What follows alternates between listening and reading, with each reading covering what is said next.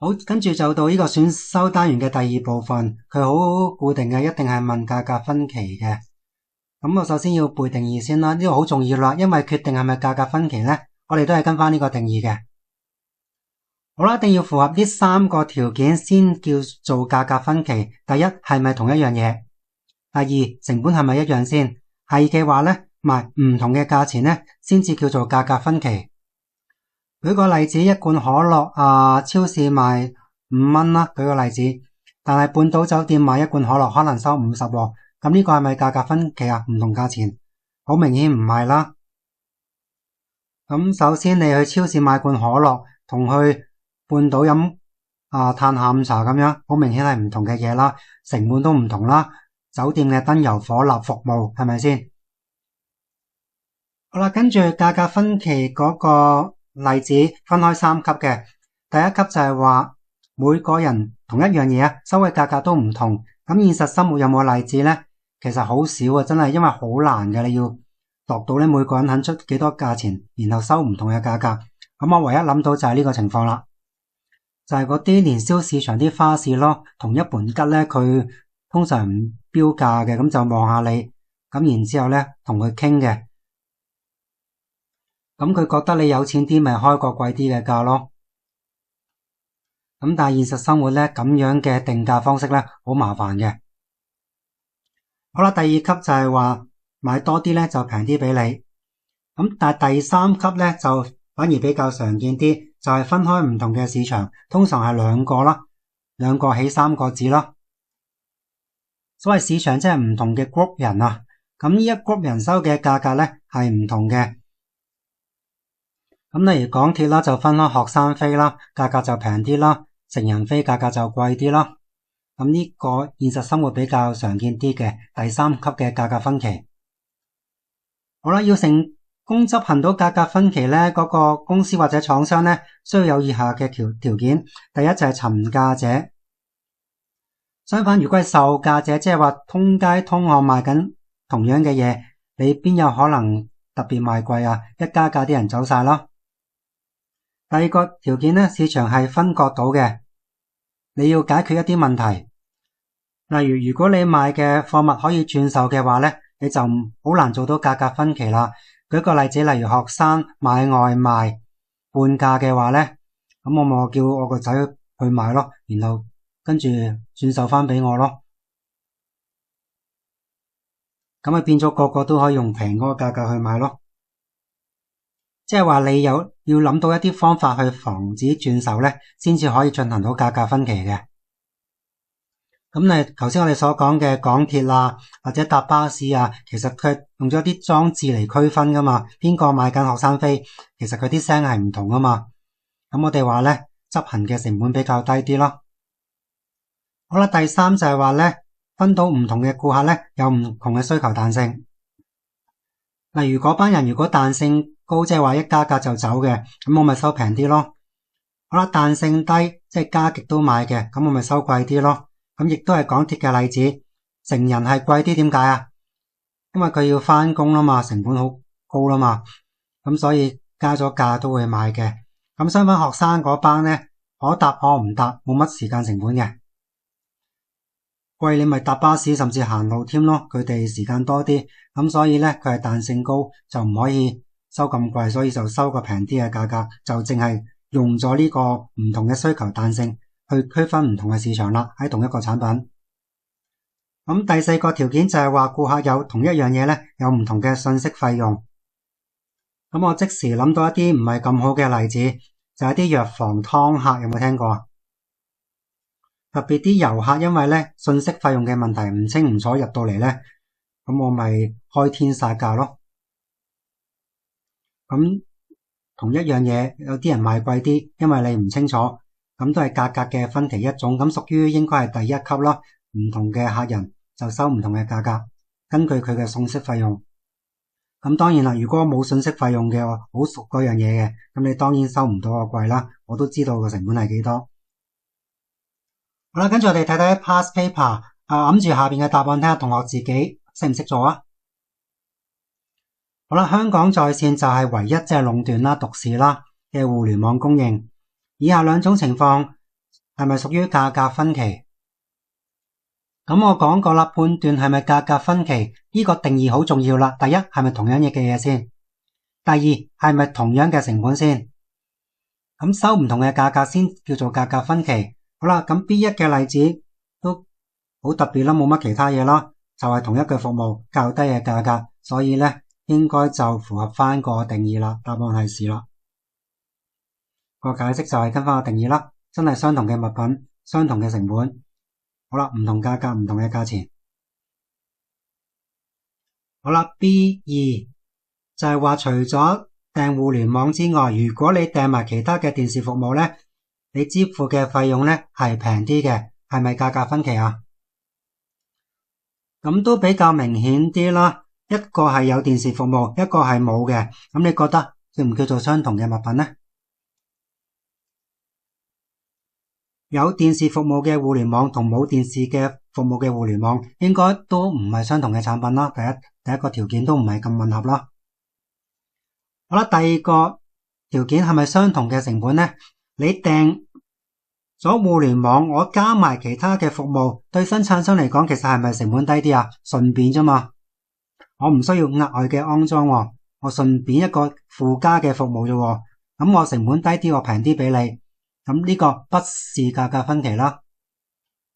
嚟多次答案，又唔係相同嘅物品，又唔係相同嘅成本，所以答案係否啦。咁詳細嘅下面有個答案啦，亦都係跟翻類似嗰個講法。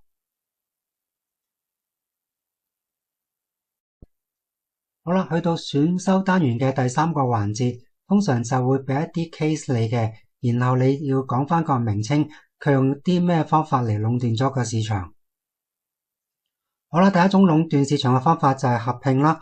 橫向嘅意思即係話相同產品嘅公司大家夾埋。縱向合併即係話咧，控制住前邊嘅原料啦，或者後邊嘅銷售啦，嚟壟斷咗個市場，或者潛在競爭者合併啦，組成一間大嘅公司去壟斷咗個市場啦。咁好成功嘅例子咧就係美國啦，前世界首富叫洛克菲勒，佢曾經一度壟斷咗咧全美國嘅石油嘅，即係話喺美國做石油嘅公司咧，一係就俾佢打沉，一係就同我結合，咁結果咧就壟斷咗咧成個美國嘅石油市場，而佢就成為世界首富啦。咁後尾搞到要聯邦法院成立一個叫做壟斷法，監粗將佢一間公司咧拆為4間獨立經營嘅公司，即係透過法例咧嚟反壟斷嘅。咁呢個就係好出名嘅例子啦。好啦，第二種壟斷嘅方法就叫做濫用優勢，簡稱以本傷人，即係話透過超低價咧嚟提供一啲產品，係將其他嘅競爭者咧趕盡殺絕嚟踢走嘅。咁霸咗個市場之後咧，先慢慢再加價咯。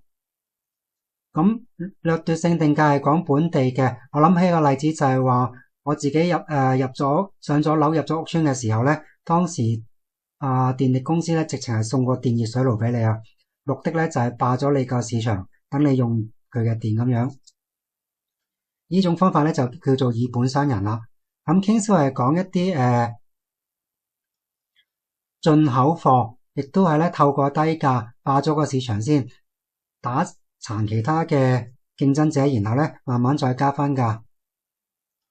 交叉補貼嘅例子就係話咧，以前曾經90年代嘅長途電話咧係一間公司獨市提供嘅，叫香港電訊，佢就用長途電話賺翻嚟嘅錢咧去資助本地固網嘅電話服務，令佢咧繼續控制住個市場。咁可能後生啲嘅同學就唔知啦，以前香港嘅電話服務咧係得一間叫做香港電訊嘅公司提供嘅。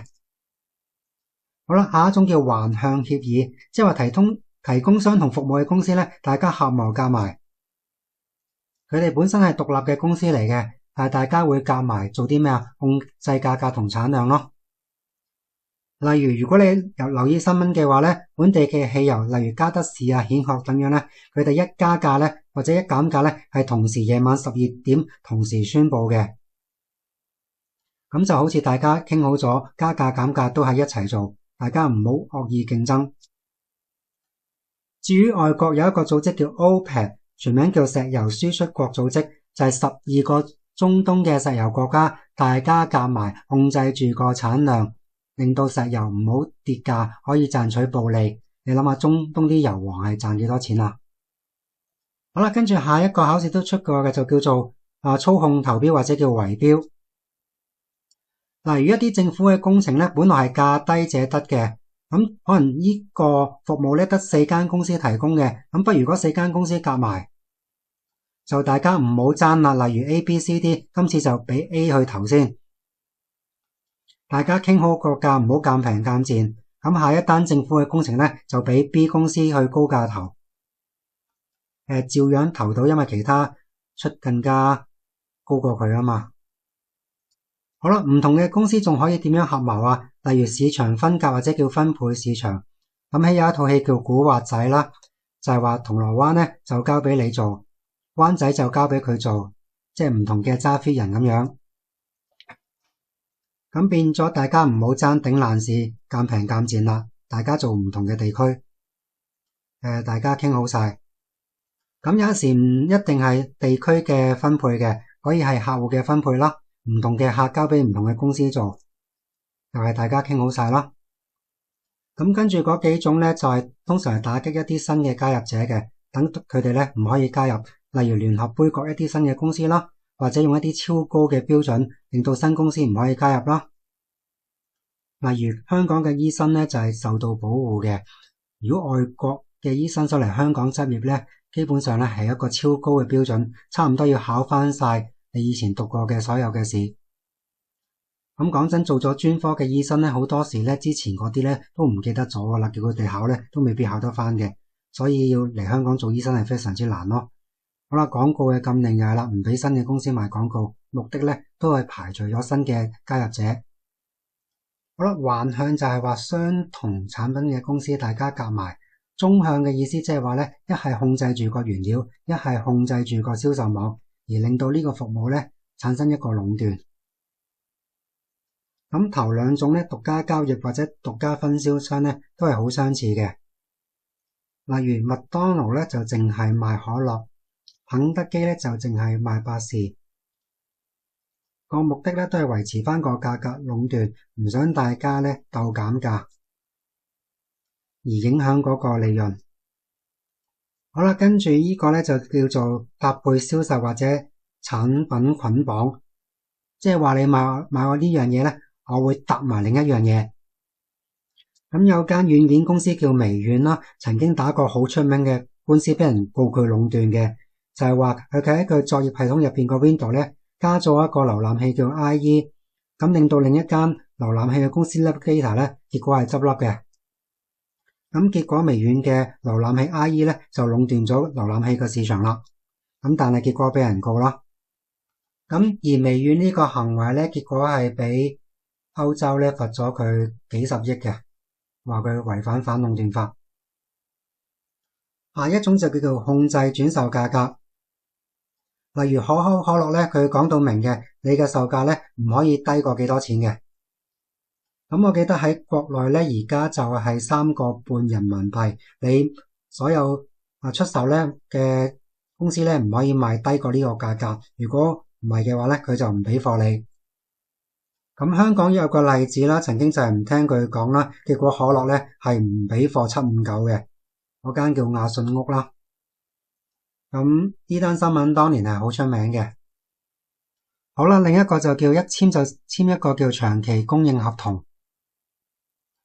例如藝人同呢間公司簽約咧，最少都要10年嘅，有啲甚至20年嘅，結果咪控制晒所有嗰個藝人嘅供應咯。好啦，究竟以上所講嘅名稱嘅行為有冇犯法呢？我哋話咧，香港係有佢嘅條例同埋守則嘅。咁當然啦，我哋唔係讀法律啦，咁我哋通常咧就指出咧係屬於邊種守則嘅啫。好啦，我哋寫到第一或者第二就得噶啦。咁第一同第二有啲咩唔同呢？第一，我括住咗個重點啦，就係話如果係唔同嘅幾間公司合謀嘅，咁就叫做違反咗第一行為守則。第二守則就係話咧，如果佢只不過係自己嘅公司，但係用自己嘅財雄勢力去做一啲壟斷嘅不恰當行為咧，就叫做違反第二個守則。例如上邊所講嘅微軟啦，佢係自己一間公司，不過佢財雄勢大啊嘛。咁佢做一啲行為逼走咗其他公司，咁就叫做違反第二行為守則啦。而之前頭先所講，例如圍標，就係話 A、B、C、D 4間公司大家夾埋去投個工程翻嚟，就叫做咧違反第一個行為守則。圍標呢樣嘢係犯法嘅，不過所有法例都要揾證據去舉證啦，呢個就比較困難啲啦。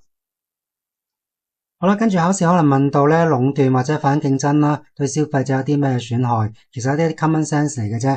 咁我哋知道啦，獨市賣嘅嘢高啲啦，佢特登會做少啲啦，吊起嚟賣啦，消費者冇得選擇啦，得一間公司去揀。好啦，消費者盈餘損失啦，嗰啲叫做經濟損失啦，或者叫效率損失啦。好啦，冇競爭冇進步啦，呢啲都係對消費者不利嘅。好啦，但係你定一啲政策去打擊壟斷，咁可能咧產生一啲問題嘅喎。舉個例子，例如你證明佢圍標嘅，你要搜集好多證據啦，要告上法庭啦，要好多嘅人力物力啦，可能成本可能好高昂嘅，咁分分鐘可能得不償失咯。反而咧額外嘅成本咧可能會轉嫁俾消費者嘅，即係為咗打擊呢啲咁嘅壟斷而產生額外嘅成本。咁第二個諗法就係話，與其去打擊佢哋合謀，咁我哋不如用另一啲方法去推動競爭啦。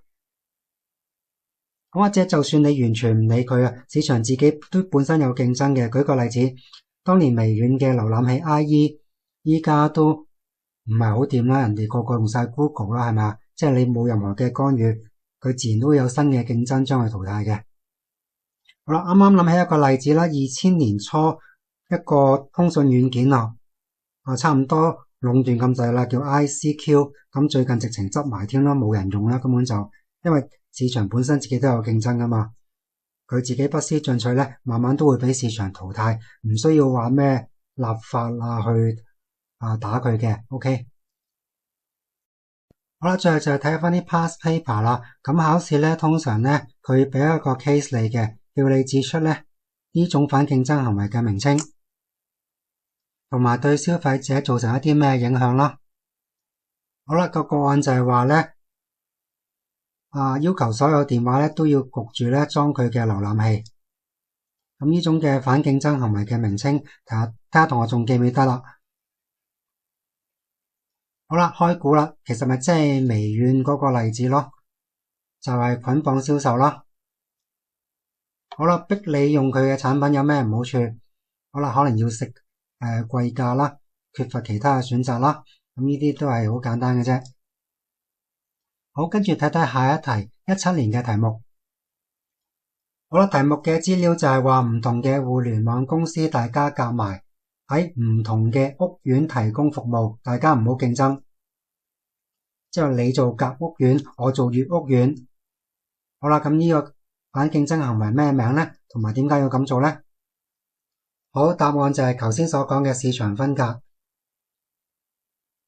我記得係用咗古惑仔嘅例子啦。你喺銅鑼灣揸 fit， 我喺灣仔揸 fit。咁我目的就係話大家唔好喺同一區咧爭到頭崩額裂啦。咁每一區咧有自己嘅獨市公司，咁嗰間公司咧就可以喺嗰區吊起嚟賣啦，提高嘅價格，咁賺更加多嘅錢。好啦，最後一個部分就係話呢啲咁嘅行為違反咗邊條嘅行為守則。咁我哋話行為守則得2條嘅啫。好啦，第一條就係咧唔同嘅公司大家合謀。第二條就係話咧同一間公司，不過咧自己咧財雄勢大，用自己嘅優勢咧去打壓其他嘅競爭者。咁好明顯咧，題目嘅情況就係話咧應該係大家唔同嘅供應商合謀啦嘛，所以答案就係好啦，違反咗第一行為守則啦。因為係唔同嘅公司大家協議做唔同嘅地區，喺嗰個地區咧產生一個壟斷嘅能力，而目的咧就係大家傾好咗合謀，避免咗競爭，去撳低個價格。好啦，最後就係話，如果同學有時間或者興趣想了解下香港嗰啲反競爭嘅方式啦，或者有啲咩法例，政府點樣打擊啦，就可以喺 YouTube 打競爭事務委員會，咁佢咧好似拍咗啲片嘅，咩箭豬行動咁樣，有興趣就睇下啦。咁或者考完試啊，咁啊上堂冇乜嘢做啊，咁咪叫老師播下呢啲片咁樣咯。好，我哋講到呢度先。